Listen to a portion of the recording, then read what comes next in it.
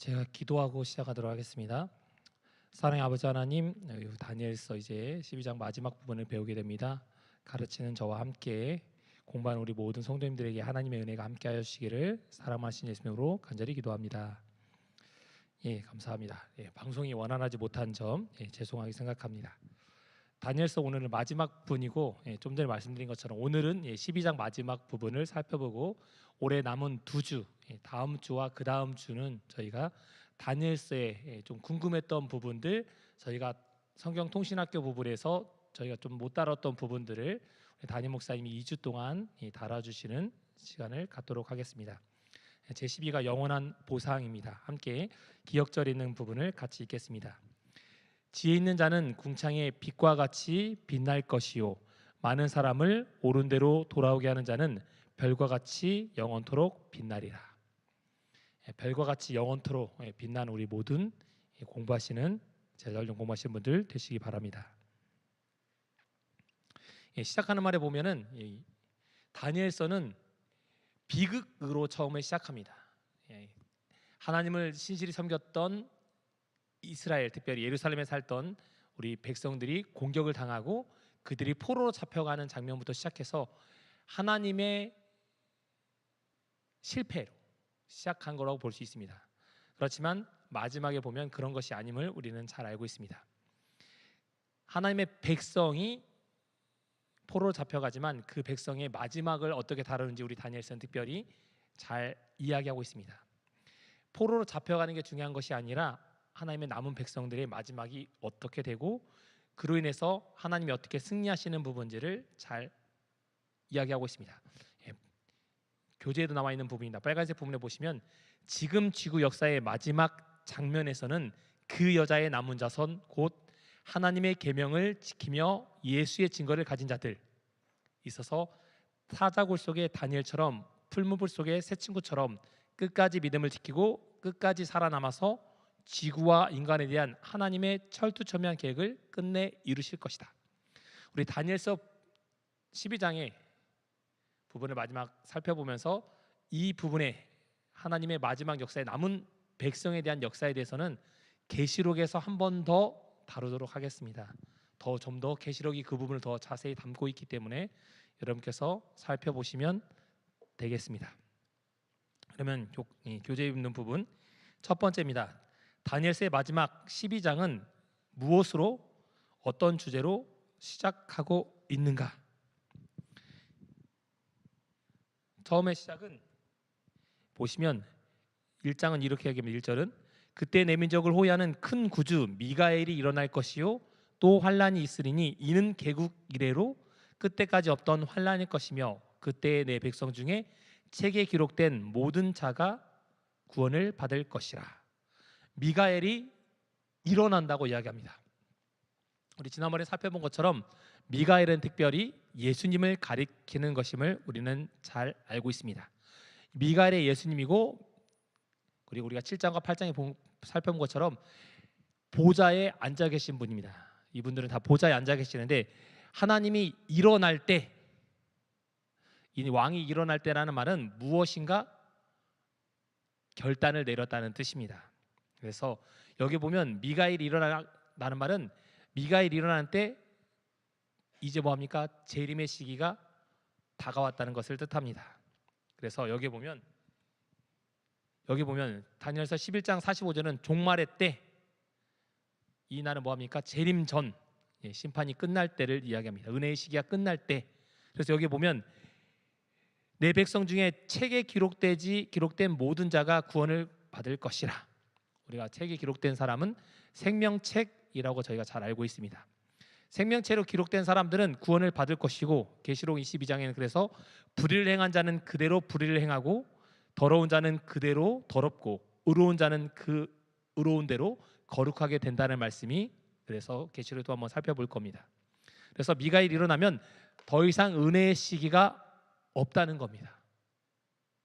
그래서 미가엘이 일어났다면 그리스도께서 일어나시고 다니엘서 7장에 나와 있는 것처럼 아버지께로 나아가 권세와 영광과 나라를 받는다는, 이 말은 이제 재림의 시기가 다가와서 예수께서 재림하시려고 하나님께 이제 지구로 내려가겠다라고 허락을 뜻하는 부분들이 바로 이 부분입니다. 그래서 7장에 있는 부분이나 12장에 나오는 부분들이 거의 일맥상통한 것임을 알 수 있습니다. 마지막에 나와 있는 것처럼 미가엘이 일어난다는 말은 하늘 성소에서 대제사장의 봉사를 이제 마치시고 왕의 의관을 갖추시고 이제 지성소에 나와서 성소를 거쳐서 이제 뭐 합니까? 지구로 재림하시는 것을 뜻합니다. 그래서 특별히 마태복음에 보면 24장에 보면 창세로부터 지금까지 이런 환란이 없었고 후에도 없으시라. 이 말은 우리가 잘 아는 것처럼 야곱의 환란, 예수님의 재림하기 직전에 환란이 있을 거라고 얘기합니다. 그래서 야곱의 환란은 하나님을 믿는 사람들이 특별히 힘들 거고, 그 사람들 중에 이것을 견디지 못할 사람들은 미리 잠재운다고 하셨습니다. 그래서 지금 예수님의 재림의 시기에 왜 하나님을 신실히 믿는 사람이 갑자기 죽을까? 이 사람들이 야곱의 환란을 견디기 힘들 수도 있기 때문에 하나님께서 그 사람들 위해서 미리 잠재운 것일 수도 있기 때문에 여러분께서 믿는 사람 중에 먼저 죽었다고 해서 슬퍼할 것이 아니라 하나님께서 그 사람들을 사랑으로 먼저 잠재우셨다라고 생각하면 좀 더 저희가 슬픔을 당하기보다는 좀 더 기쁘고 슬픔을 조금 더 좀 줄일 수 있는 시간이 아닐까 싶습니다. 두 번째입니다. 책에 기록된 하나님의 백성들이 구원을 받을 때 어떤 특별한 일이 일어날 것인가? 여기 보면 땅의 티끌 가운데서 자는 자 중에 많은 사람들이 깨어서 영생을 받는 자도 있겠고 수치를 당하여 영원히 부끄러움을 당할 자도 있다. 조금 전에 또 다음번에 한 번 더 살펴볼 텐데, 분명히 예수님의 재림하시는데 우리는 부활하면 뭐합니까? 다 예수님의 재림을 맞이한다고 생각하는데, 여기 보면 맞이하는 게 아니라 영생을 받는 자, 하늘에 올라갈 사람도 있는 반면에 부활했는데 수치를 당하여 부끄러움을 당한다. 이 사람들은 좀 더 뒤에 살펴볼 건데 특별 부활에 해당하는 사람들이고, 계시록 1장 7절에도 보면 예수님의 재림의 날에 그불을 찌른 자도 볼 터이요라는 이 말이 바로 재림의 시기에 여기서 수치를 당한다는 사람을 가리키는 것임을 우리가 잘 알 수 있습니다. 마태복음 26장에도 보면 내가 너에게 이르노니 이후에 인자가 권능의 우편에 앉을 것과 하늘 구름을 타고 오는 것을 너희가 보리라. 예수님을 거역한 십자가상에 있는 사람들, 그 주변에 있던 예수님을 거역했던 많은 사람들에게 너희 중에 예수님의 재림을, 나의 재림을 목도할 사람이 있다. 근데 예수님 당시에 있었던 사람들은 다 죽었습니다. 근데 구원받지 못할 사람들도 부활할 수 있다는 겁니다. 이 부분에 대해 좀 더 한 번 더 설명하겠습니다. 그래서 여기에 보면 부활은 세 가지 있다라고 얘기합니다. 첫째 부활, 그리고 둘째 부활, 그리고 특별 부활이라고 얘기합니다. 그래서 첫 번째 부활은 의인들이 부활하는 것을 첫째 부활, 그리고 둘째 부활은 우리가 잘 아는 것처럼 심판의 부활, 이 부분에 대해서는 저희가 계시록에서 한 번 더 살펴볼 것입니다. 그리고 첫째 부활도 아니고 둘째 부활도 아닌 사람들, 이 사람들을 가리켜서 특별 부활, 의인도 부활하지만 뭐합니까? 특별히 부활한 사람도 있답니다. 그러니까 의인이 부활한 사람들, 그 사람들은 첫째 부활로 하늘에 갈 사람들이고 부활해서 죽을 사람들, 여기서 보면 빨간 글씨 읽겠습니다. 제가 PPT에 만들어놓은 특별 부활은 그리스도께서 재림하실 때 첫째 부활이 있기 바로 직전에 있게 될 것으로 하나님께서 새 천사의 기별을 믿고 죽는 자들에게 그들이 고토록 고대하던 재림의 광경을 보도록 일으키는 부활. 그래서 뭐합니까? 재림을 볼 수 있는 부활. 정말 하나님을 신실히 믿었던 사람 중에 죽은 사람, 그러니까 구원해서 데려갈 사람들 전에 예수님의 재림을 꼭 봐야 될 사람들을 부활시켜서 예수님의 재림을 볼 수 있도록 하겠다는 겁니다. 그 사람들 외에도 또 다른 부활자들이 있습니다. 그 말한 것처럼 그 부활 사람들은 특별 부활, 의인도 부활하고 볼 사람도 부활하고 악인도 부활합니다. 그래서 특별 부활은 재림하실 때 보는 사람, 그렇지만 또 다른 사람, 여기 보시면 예수님께서 재림하실 때 첫째 부활이 있고 둘째 부활은 삼림하실 때 심판의 부활이 둘째 부활이고, 그리고 나서 그 사람들은 둘째 사망을 당하는 부활입니다. 이거는 계시록에서 또 한번 살펴볼 겁니다. 계시록 20장에서 한 번 더 얘기할 텐데, 그래서 첫째 사망하는 사람들, 특별히 재림을 봐야 될 사람들 보는 반면에 또 찌른 자들도 부활시킨다는 겁니다. 이 사람들을 가리켜서 특별 부활, 이 사람들은 뭐 합니까? 주 안에서 죽은 자들은 복이 있다. 그리고 나서 첫째 부활 전에도 특별히 부활해서 재림을 목도하고 의인들 첫째 부활의 한 사람들과 함께 하늘에 데려갈 사람도 있고, 그 외에 특별 부활로 인해서 심판을 둘째 부활에, 어쩌면 이 사람들은 3번 죽는 겁니다. 그렇죠? 예수님 당시에 죽었고 특별 부활로 살아나서 예수님의 재림을 목도하면서 그 영광으로 인해서 죽고 다시 둘째 부활에 다시 부활해서 이 사람들한테 어떻게 보면 둘째 부활이죠. 한 다음에 둘째 사망을 당한 겁니다. 어쩌면 3번째 입은 사람들은 3번 죽은 거죠. 자기 수명대로 죽고 특별 부활에서 부활했다가 죽고 다시 심판의 부활 때 부활했다가 자신의 모든 것을 알고 죽는 것입니다.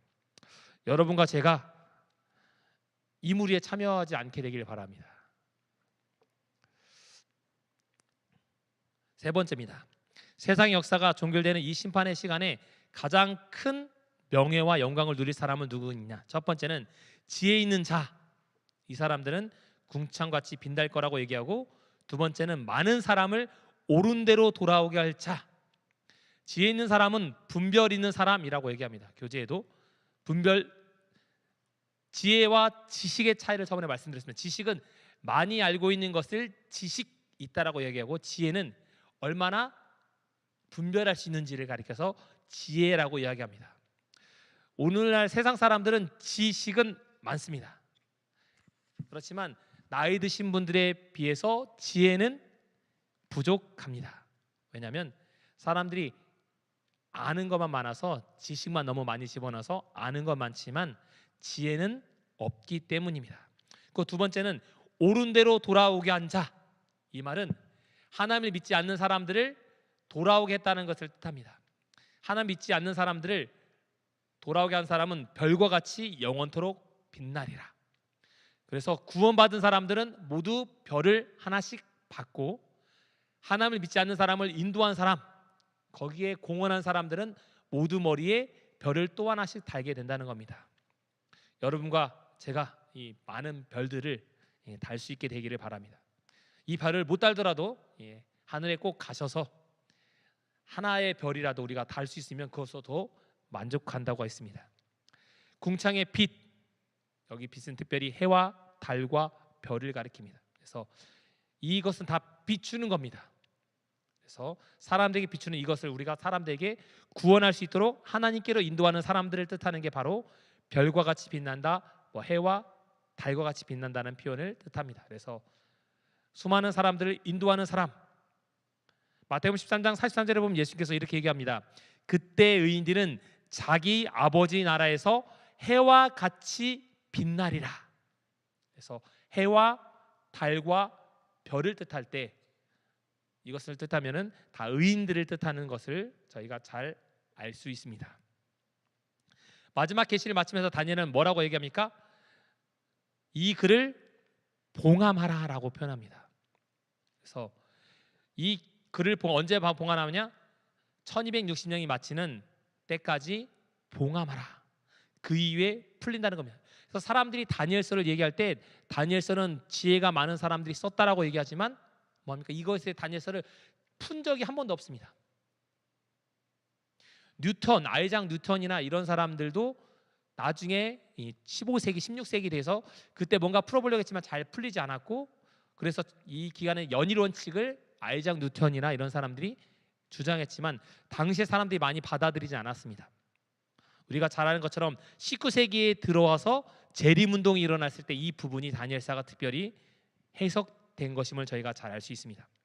그래서 사람들이 이것을 알지 못한 하나님께서 마지막 때까지 이 말을 간수하고 봉함하라, 봉인하라는 뜻입니다. 그래서 군대에서도 보면 총기를 할 때 거기다 봉인합니다. 그리고 이 도장을 찍습니다. 이 당시에는 고대에는 왕의 인장을 찍었기 때문에 왕이 허락한 사람 외에는 이 봉인을 뜯을 수가 없었습니다. 마찬가지로 이 봉함하라는 뜻은 어느 누구도 이것을 뗄 수 없다는 겁니다. 뭔가 자격을 갖춘 사람만이 이 봉인을 뜯을 수 있다는 겁니다.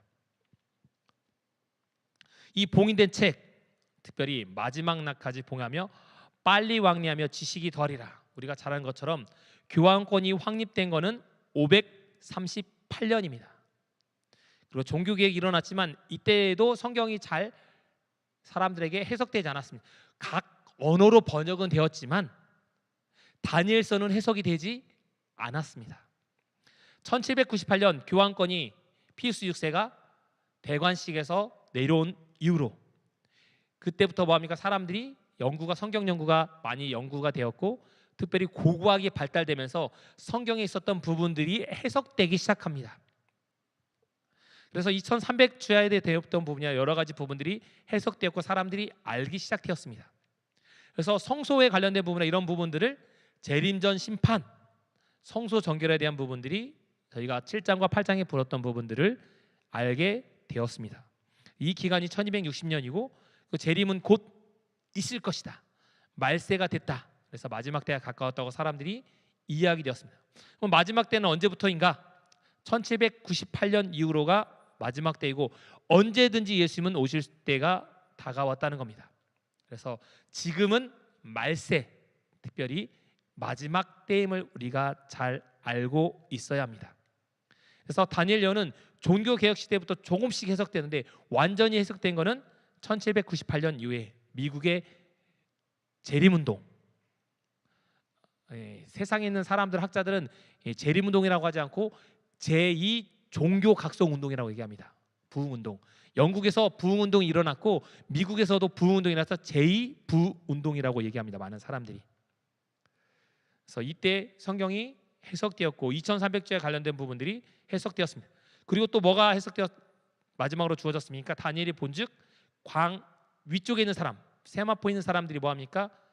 이야기하는 것을 볼 수 있습니다. 여기 보면 세마포 입은 사람, 가브리엘 천사도 있었고 또 한 분 세마포를 입은 사람, 특별히 우리가 잘 아는 것처럼 예수님을 가리킵니다. 그리고 어느 때니까 예수님께 질문합니다.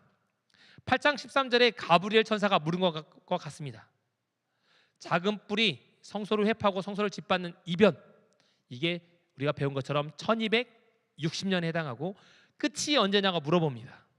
그럴 때 한 때와 두 때와 반 때를 지난다고 얘기합니다. 한 때 1년, 2년, 그리고 반년. 이 날짜를 구하면 3년 반이고 고대에는 30일로 계산했기 때문에 30일을 계산하면 42달 계산하면 1260일이 나옵니다. 연일 원칙에 의해서 1260년에 해당합니다. 너무나 배웠기 때문에 이 부분에 제가 설명을 또 하지는 않겠습니다. 12장에 와서 다니엘이 이렇게 얘기합니다. 그렇지만 8절과 9절에 보면 내가 듣고도 깨닫지 못했다. 다니엘처럼 지혜로운 사람이 없습니다. 박사와 술객보다 지혜가 3배, 어쩌면 10배까지 뛰어났던 다니엘이 왜 자기가 들었던 것에 대해서 해석하지 못했을까요? 내 주여 일의 모든 결국이 어떻게 되겠냐라고 다니엘에게 물어봅니다. 그리고 이렇게 얘기합니다. 다니엘아 갈지어다. 너는 그냥 뭐해라? 그냥 죽어라. 이 말입니다. 너는 네 사명을 다했기 때문에 더 이상 알려고 하지 말아라. 이렇게 다시 한번 봉함하라는 말을 한 번 더 얘기합니다. 이 말을 마지막 때까지 간수하고 봉함할 거다. 너는 지금까지 알고 있는 이 예언에 대해서 알고 있는 메데 다니엘이 알고 있던 바벨론과 메데 바사와 그리고 헬라와 로마까지, 그리고 마지막 단에 너는 이것까지 아는 것만으로도 족하다. 그 부분에 네가 알고 있는 부분 더 많이 알려고 하지 말라라고 다시 한번 4번 사절에 있는 내용을 한 번 더 강조한 겁니다. 그래서 여러분께서 이 부분을 잘 알고 있습니다. 그래서 다니엘 왜 그 똑똑한 사람들이 고대에 있었던 사람들 그리고 종교 개혁도 있는 사람들 때까지 왜 1798년대까지 개봉되지 않았는가? 하나님께서 분명히 이르기를 마지막 때까지 간수하고 봉함하라. 너도 더 이상 알려고 하지 말라. 그리고 마지막 때까지 하나님께서 봉함하라고 하셨기 때문에 이 다니엘서가 풀리지 않은 것입니다. 하나님께서 아는 것을 허락하지 않았기 때문입니다. 1798년도에 드디어 이 문제가 해결되었고, 그렇지만 1844년도에 재림하지 않았습니다. 우리가 잘 아는 것처럼 이 8장에서 배웠던 것처럼 이것은 지상에서 일어난 운동이 아니고 하늘에서 일어난 운동인데 윌리엄 밀러가 잘못 해석한 것임을 저희가 잘 알고 있습니다.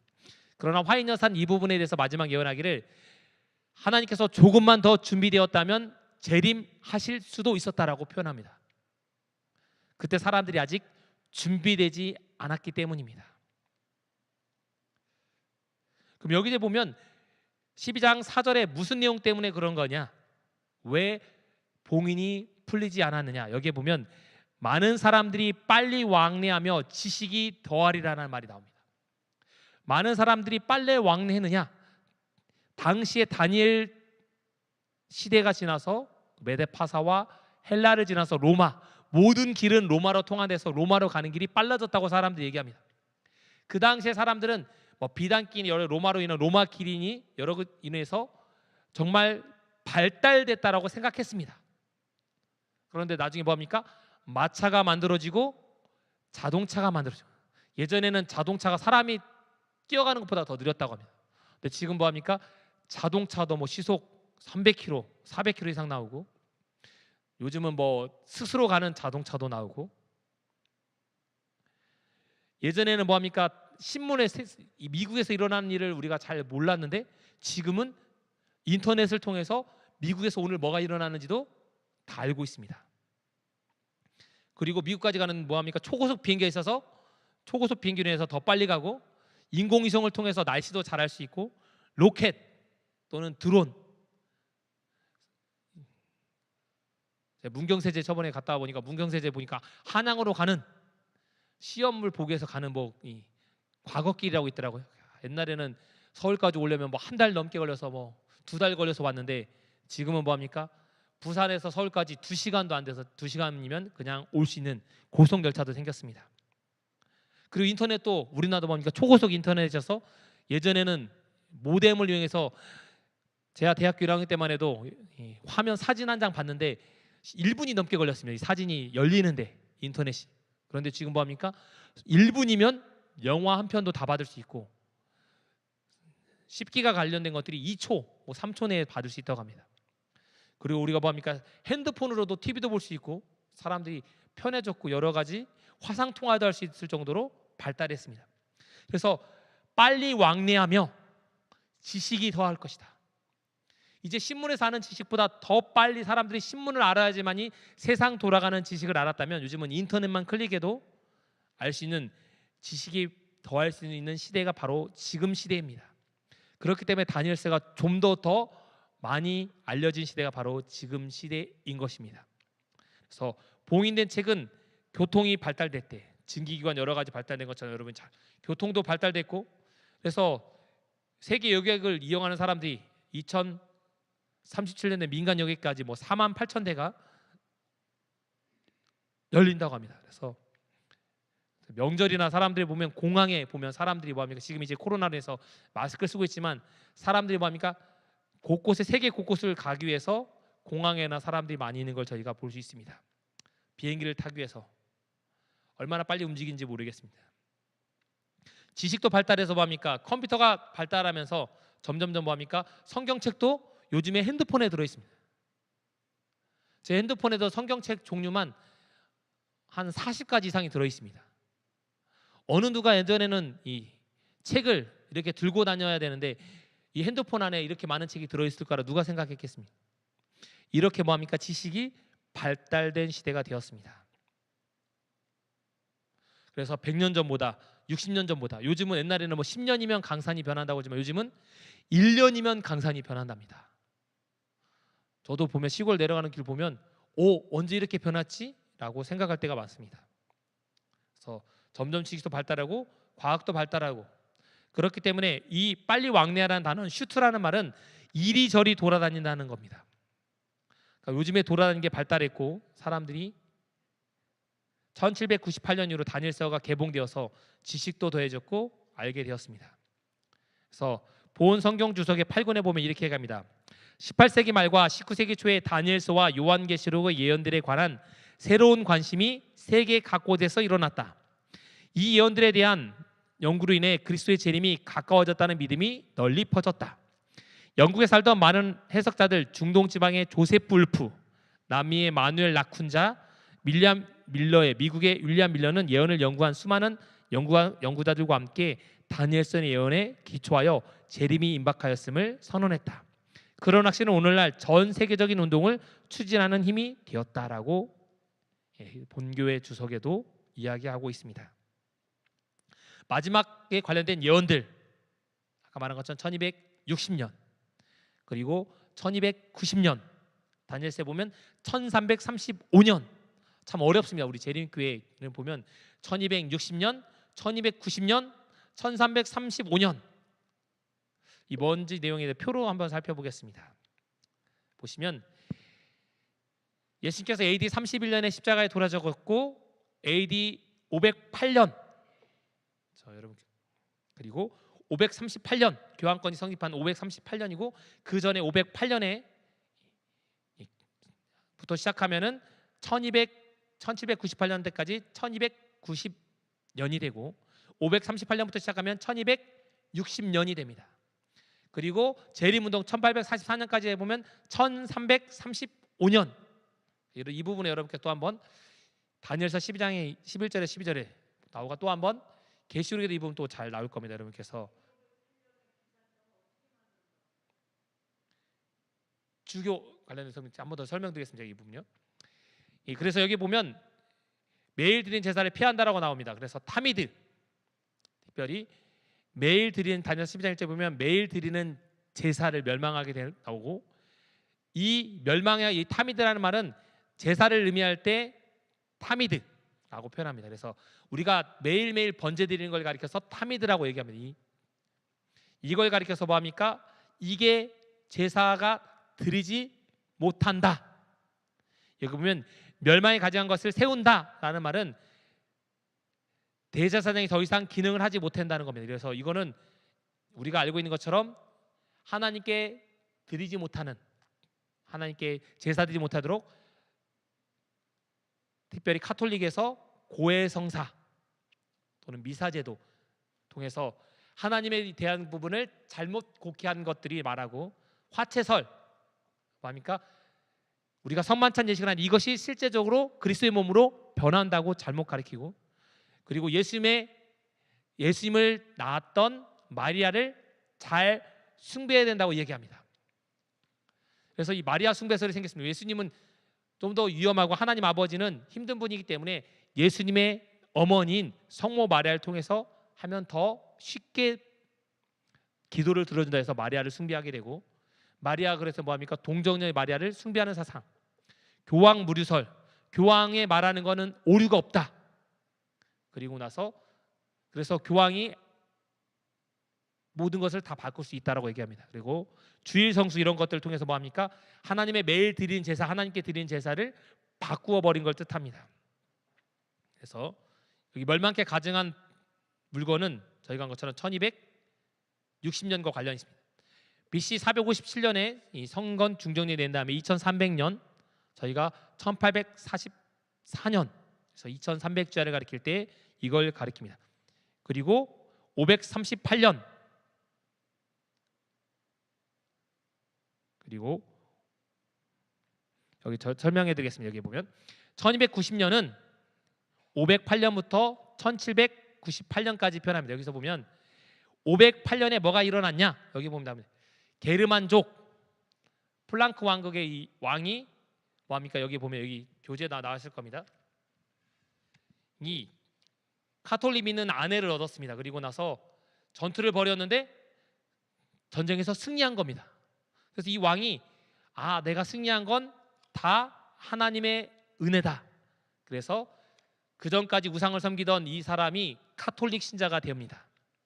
그래서 레미기우스 507년에 카톨릭식 침례를 받고 나서 카톨릭 신자가 된 다음에 이방 왕으로서 첫 번째 왕이 된 왕이 이 사람이 바로 508년 뜻합니다. 그래서 508년이 바로 이걸 통해서 멸망의 하나님께서 카톨릭이 힘을 얻을 수 있었던 해가 바로 508년을 뜻합니다. 그래서 여기 나와 있는 것처럼 그래서 508년의 기산점이 되고 538년은 다 무너진 이 동고탄 세 개 나라가 다 멸망한 그래서 교황 힘을 얻었을 때가 538년. 여러분께서 이 어떻게 보면 조금 어려울 수 있는 부분인데 이 부분 때문에 저희가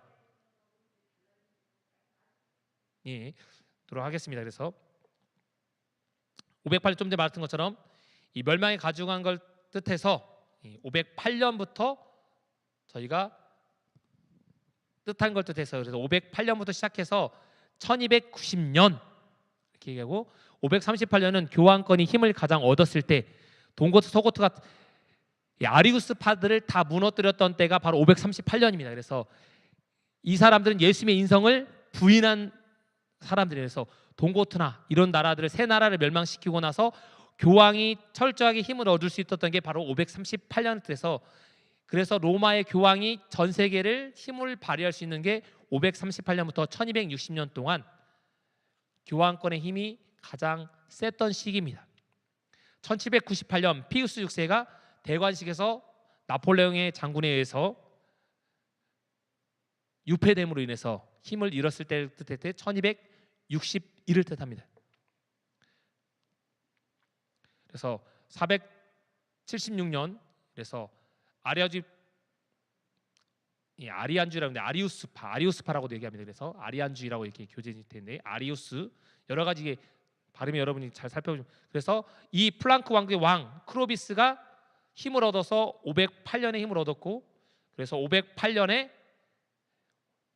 황제로부터 큰 권세 교황권에 받았던 게 508년을 뜻합니다.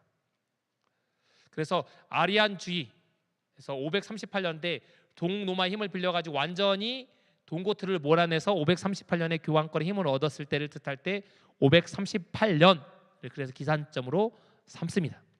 그래서 1260년의 기산점을 저희가 538년 삼고 1798년임을 저희가 잘 알고 있습니다. 이 부분 여러분 나왔기 때문에 그러면 1335년은 뭐냐?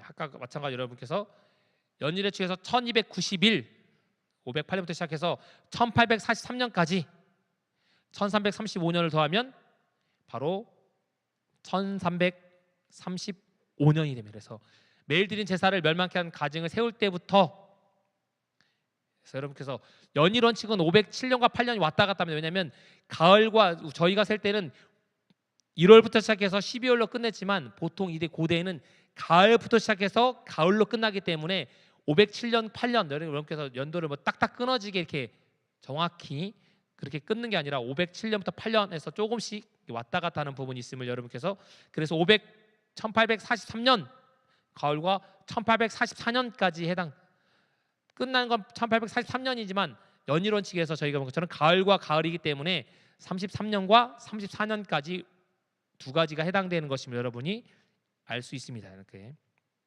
이거를 그래서 여러분이 딱딱 이렇게 뭐 여러분께서 뭐 자로 맞듯이 다 하나님께서 맞추시지만 이걸 해서 사람들 설명하실 때 이 부분을 잘 설명하시면 좋겠습니다. 사람들한테 설명하실 때도 연일 원칙에서 연일 원칙과 연도를 세를 때 이 가을부터 가을임을 여러분이 잘 아시면 될 것 같습니다. 그래서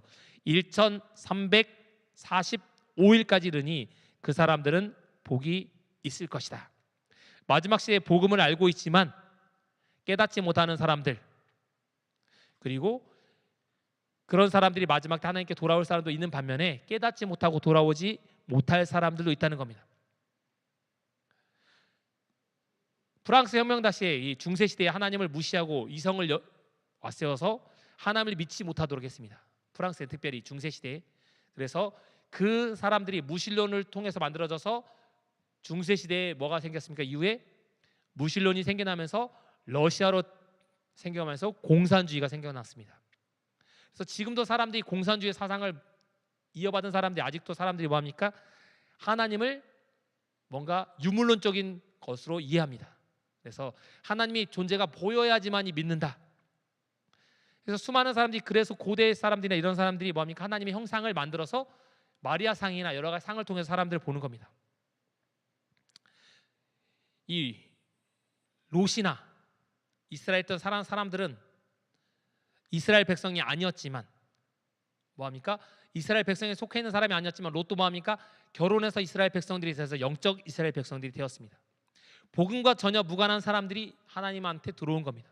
마찬가지로 마지막 시대에도 하나님을 모르지만 진리를 못 들은 사람들이 깨닫고 하나님께로부터 돌아올 사람들이 많이 있다는 겁니다.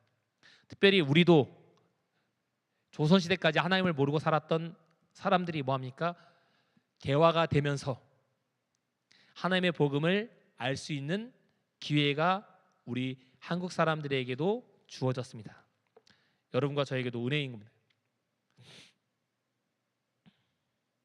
그러면 1834년 말씀드린 것처럼 이 기산점 재림운동이 일어났고 윌리엄 밀러는 이것을 해석한 다음에 고민했습니다. 수년에 걸쳐서 고민하다가 사람들에게 복음을 전했고, 보면 이 주전과 주 넘어갈 때 사람들이 보면 43년으로 끝났는데 뭐가 문제였냐? 연도에는 0이 존재하지 않습니다. 숫자에는 이 수학 기호에는 1 다음에 0으로 넘어가지만 이 연도에는 0이 넘어가지 않기 때문에 0이 없어서 사람들이 이거 부분에 대해서 계산했더니 1844년. 그래서 이 부분에서 해석됐고, 여러 가지 또 원래 봄으로 해석했다가 1844년을 다시 1844년 가을로 바꾼 걸 알 수 있습니다. 여러분께서 왜냐하면 대속죄에 관련된 부분들은 봄이 아니라 가을이기 때문에 이런 부분들에 있어서 이 부분에 대한 또 자세한 부분들은 계시록에서 한 번 더 다루도록 할 겁니다. 왜냐하면 40주야에 대해서 1260일에 대해서 한 번 더 나타내는 게 42달 이런 부분도 더 나오는 게 계시록에 좀 더 잘 나와 있기 때문입니다. 그래서 여기에 보면 작은 이유로 죽는 자들은 복이 있도다. 어떤 죽는 자들이요? 주님 안에서 죽는 자들, 새 천사의 기별을 깨닫는 사람들, 우리가 되기를 바랍니다. 다니엘에도 뭐라고 얘기합니까? 너는 가서 마지막을 기다리라. 너는 평안히 쉬다가 끝날에는 내 몫을 누릴 것이다. 이 말은 다니엘에 너는 죽을 거지만 부활할 수 있다라고 말씀하신 겁니다. 의인들은 죽음이 끝이 아니라 우리에게는 부활의 소망이 있기 때문입니다. 다니엘은 뭐합니까? 마지막을 기다리라. 여기에 보면 이 다니엘은 뭐라고 표현되냐면 끝날에는 내 몫을 누릴 것이다. 개역이나 이런 성경에 보면 뭐라고 하냐면 끝날에는 내 업을 누릴 것이다 라고 표현합니다. 몫이라는 말은 개역 한글 예전에는 업이라고 이야기했습니다. 영생의 부활 상급을 말할 때 이걸 해서 업이라고 예전에 표현한 겁니다. 재림하실 때 하나님께서 약속해 준 겁니다. 다니엘이 이제 90대 후반에 다다랐지만 이 노령의 다니엘에게 위로를 하시고 영생의 부활을 약속해 주신 것입니다. 너는 이제 죽을 시간이 다가왔지만 그곳으로 끝나는 것이 아니라 너에게는 예수님의 재림, 그때 부활의 희망이 있다라고 말하는 것입니다. 우리에게도 부활의 희망이 있습니다. 여러분께서 죽음이 끝이 아니라 혹시 우리 때 예수님이 오지 않더라도 부활의 희망을 생각하시면서 신앙에 흔들리지 않게 되기를 바랍니다. 그래서 18세 어린 나이에 있었던 다니엘은 부모님의 곁을 떠나서 80년의 세월을 마치고 이제 뭐합니까? 죽음을 가까이 맞게 됩니다. 사자굴에 죽을 뻔하기도 하고 여러 가지 세국의 대국의 흥망성쇠, 바벨론도 멸망하는 걸 보고 메대도 멸망하는 걸 보고 바사 나라가 흥하는 것도 보았습니다.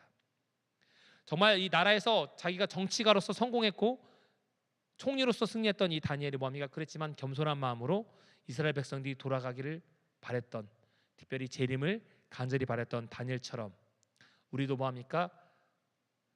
하나님께서 늘 인도해 주기를 우리는 바라야 합니다. 다니엘 하나님은 바로 우리 하나님이시기 때문입니다. 다니엘에게는 비록 임봉하라고 주어졌지만 지금 우리 소에게는 이 다니엘은 해석되어 있습니다.